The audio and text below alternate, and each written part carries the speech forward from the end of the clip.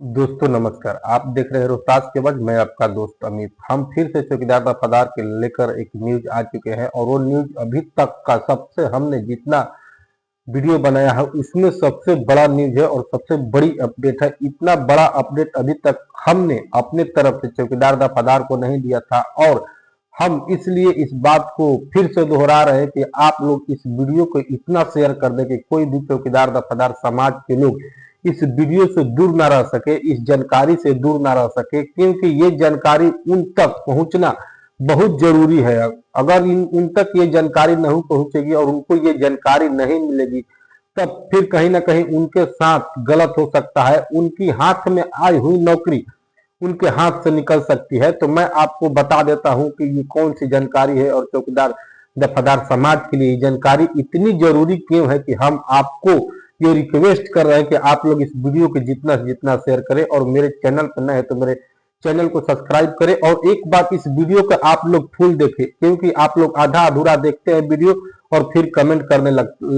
लगते हैं। कुछ तो मेरे ऐसे भाई हैं बोलते हैं कि आप केवल घर में बैठे बैठे वीडियो बनाते हो और आपके पास कोई जानकारी नहीं रहता है, आप अफवाहें खबरें दिखाते हो। लेकिन हम आपको बता रहे हैं कि भाई जो हमने घर में बैठे बैठे आपको जानकारी देने का काम किया है, आपको केवल कैमरा पर दिखाई दे रहा है कि हम घर में बैठे हैं, लेकिन और समय तो आपको नहीं दिखाई दे रहा है कि हम कहां पर जा रहे हैं, कहां से आपकी जानकारी को निकाल के आ रहे हैं या किस स्थिति से हम आपको उस जानकारी को आपके तक पहुंचाने की हम कोशिश कर रहे हैं। तो आइए हम वीडियो शुरू करते हैं और जानने की कोशिश करते हैं कि आखिर ये कौन सी ऐसी बड़ी जानकारी है जिसको आज हम लेके आए हैं। तो हम आपको बता दें कि जो 25/2/2023 को जो देवमुनि की याचिका को रद्द किया था, पटना उच्च न्यायालय के डबल बेंच ने इस याचिका को रद्द किया था। हम नहीं चाहते हैं कि फिर से ऐसा सुप्रीम कोर्ट के द्वारा हो और हम आपको इसी बात पे आज बात करने वाले हैं। हम आपको बता रहे हैं कि जितने भी लोग अगर केस में इन्वॉल्व होंगे, केस में उनका नाम जुड़ा होगा, देखिए केस की एक नियमावली आती है और उस नियमावली में जितने भी चौकीदार दफादार समाज के लोग हैं जो चौकीदार दफादारी करते हैं उनका नाम उसमें होना चाहिए, तभी उनको नौकरी मिल सकती है, अन्यथा फिर से उनको नौकरी नहीं मिल सकती है। उसको देखिए चौकीदार दफादार समाज पोटिशनर भी कहते हैं। अगर आप लोग केस में पोटिशनर नहीं बने होंगे तो फिर आपकी नौकरी आपके हाथ से जा सकती है। जितने भी चौकीदार दफादार समाज के लोग हैं उनके लिए ये बहुत आवश्यक सूचना है। अगर उनको केस में पोटिशनर बनाया गया होगा और वो केस लड़ रहे होंगे, उनके जहां पर जितने भी चौकीदार दफादार समाज के लोग हैं उनको केस में उनका नाम जरूर होना चाहिए। वो चंदा भी देते होंगे, क्योंकि जितने भी चौकीदार दफादार समाज के लोग हैं जो उनके नेता हैं जो केस को लड़ते हैं, ऐसे 2 4 5 लोग ही हैं जो केस को लड़ते हैं। दिल्ली भी जाते हैं, सुप्रीम कोर्ट भी जाते हैं, पटना आना होता है तो पटना भी आते हैं। तो उन्होंने अपनी जितने भी चौकीदार दफादार के लोग हैं उनकी सारी लिस्टें बनाई है, उसमें उनका नाम है, उनके नाम तो प्रोटिशनर है और उस प्रोटिशनर को उसमें होना जरूरी है। जितने भी चौकीदार दफादार समाज के भाई है अगर उसमें प्रोटिशनर नहीं होते हैं तो फिर सुप्रीम कोर्ट भी उनको नौकरी नहीं देगी, क्योंकि सरकार आपको नहीं चाह रही है नौकरी देना, नहीं कोर्ट आपको चाह रहा है नौकरी देना। आप केस लड़ रहे हैं, आप केस जीतेंगे तब आपको नौकरी मिलेगी। तो सरकार चाहेगी कि जितने इसमें कम जनसंख्या हो, जितने कम लोग हो, उन्हीं को हम नौकरी दे। तो आपसे हम एक बात बोल रहे हैं कि आप लोग अगर अभी तक केस में आपका नाम नहीं जुड़ा गया है तो आप लोग किसी भी हर हाल में केस में अपना नाम जुड़वाइए, आप लोग पोटिशनर बनिए, उसके बाद ही आपको नौकरी मिलेगी। अन्यथा फिर से जितने भी मेरे भाई लोग हैं इतना मेहनत कर रहे हैं, सड़कों पर भले ही संघर्ष किए हो, सड़कों पर भले ही सरकार के लाठियां खाए हैं, लेकिन अगर पोटिशनर में नाम नहीं है तो वहां पर कोई नहीं देखेगा कि आप सड़क पे लाठी खाए हैं या सड़क पे चौकीदार दफादार समाज के लिए आप प्रोटेस्ट कर रहे थे। सबसे जरूरी है आपको प्रोटिशनर बनना और आपका केस में नाम होना। अगर आपका केस में नाम नहीं है तो आप कुछ भी कर लीजिएगा, फिर आपको नौकरी नहीं मिलेगी। और जितने भी आपके आस पड़ोस के लोग हैं चौकीदार समाज के, अगर उनका नाम है तो उनको नौकरी मिल जाएगी और आप देखते रह जाइएगा, आपको नौकरी नहीं मिलेगी।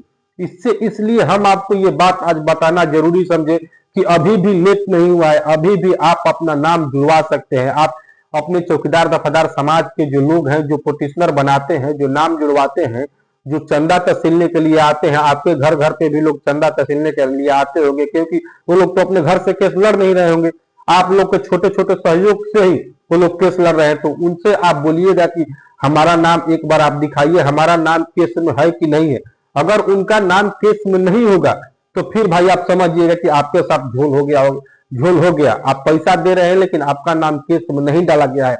आप उनसे पूछिए कि हम पिटिशनर हैं या नहीं है। आप एक बार उनसे लिस्ट चेक कीजिए, उनसे लिस्ट देखिए, अगर आपका नाम वहां पर है तो फिर आप निश्चिंत होकर आप चंदा देते रहिए और आपका पिटिशनर में नाम दिखाई दे देगा, तो फिर आपको नौकरी कोई नहीं रोक सकता है। अगर सुप्रीम कोर्ट का आदेश आएगा कि चौकीदार दफादार समाज को फिर से बहाली दी जाए, उनके आश्रितों को फिर से बहाल किया जाए, तो फिर आपको नौकरी मिल जाएगी। अन्यथा अगर आप प्रोफेशनल नहीं होंगे, आपकी नाम वहां पर केस फाइल में आपका नाम रजिस्टर नहीं होगा, आप केस नहीं लड़ रहे होंगे, इसका मतलब क्या है? देखिए, मेरे कहने का मतलब है कि जितने लोग का वहां नाम है, इसका मतलब कोई सरकार के पास खाता जाएगा, सुप्रीम कोर्ट के पास वो नाम जाएगा, तब पता चलेगा कि नहीं, इतने लोग मिलके केस को लड़ रहे हैं, इतने लोग सरकार के विरोध में हमारे पास केस किए हैं और इतने ही लोग चौकीदार दफादार समाज के लोग हैं जो सड़कों पर संघर्ष कर रहे हैं। यही मेन वजह, इसीलिए हम इस बात को फिर से दोहरा रहे हैं कि आप लोग पिटिशनर बने, जो लोग नहीं बने हैं, जिनका नाम केस में नहीं है, वो लोग अपना नाम केस में जल्द से जल्द डलवाएं, फिर जाकर सुप्रीम कोर्ट उतना ही लोगों का आदेश देगा। सुप्रीम कोर्ट के पास इसका पूरा डाटा भेजा जाएगा चौकीदार दफादार समाज के द्वारा, और पूरा डाटा देख के सुप्रीम कोर्ट वहां दिखेगा और लिखेगा कि इतना ही लोग हैं जो हम केस लड़े हैं और इतना ही लोग हमारे पास पिटिशनर सभी लोग बन के आए हैं, इन्हीं को, इतना लोग को जल्द से जल्द बहाल किया जाए, इतने तारीख को अंदर बहाल कर दिया जाए, तब जाके कहीं ना कहीं आपको नौकरी मिलेगी, नहीं तो फिर आपको नौकरी में नहीं मिलेगी। और ये न्यूज आपको किसी ने अभी तक नहीं बताया होगा, फर्स्ट बार हमारा चैनल और हम ही ने आपको ये न्यूज बताने की कोशिश किया है और आपको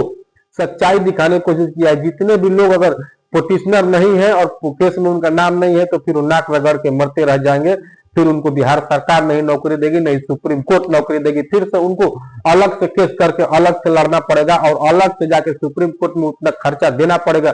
और जब वो फिर से वकील अपना हायर करेंगे और जब उनका वकील केस जीतेगा, तब फिर उनको नौकरी मिलेगी। तो समझिए चौकीदार दफादार के लिए कितनी मुश्किल की घड़ी है। अगर कोई भी मेरे भाई अभी तक पिटिशनर नहीं बने हैं या उनका केस में नाम नहीं है, तो जो लोग आपके घर पे चंदा लेने के लिए आते हैं, चाहे जिनका नाम है, उनसे, जो लोग नेता है, उनसे जाके पूछिए कि आप पहले पिटिशनर में मेरा नाम दिखाइए, मेरा नाम है या नहीं है, या केस नंबर दिखाइए, केस नंबर कितना है, केस में मेरा नाम है या नहीं है। उसके बाद आप लोग एक्शन ले सकते हैं। अगर आपका नाम होगा तो आपके लिए बहुत बेटर होगा, क्योंकि चौकीदार दफादार के लिए जो सुप्रीम कोर्ट ने इस बार आदेश दिया है, 10 तारीख को इस पर बहस होना है, तो कहीं ना कहीं अगर कुछ पॉजिटिव रिजल्ट आता है और जिन मेरे भाई लोग हैं, अगर उस चौकीदार दफादार के लिए सड़कों पर संघर्ष कर रहे होंगे, अगर उनको ये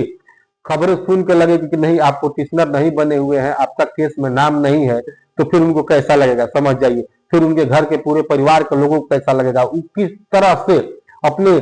आने जितना जिंदगी बचा है उसको कैसे काटेंगे। अगर आपको देखेंगे उनके पड़ोसी का जो चौकीदार भाई है, चाहे उनका आश्रित है, उनको नौकरी लग गया और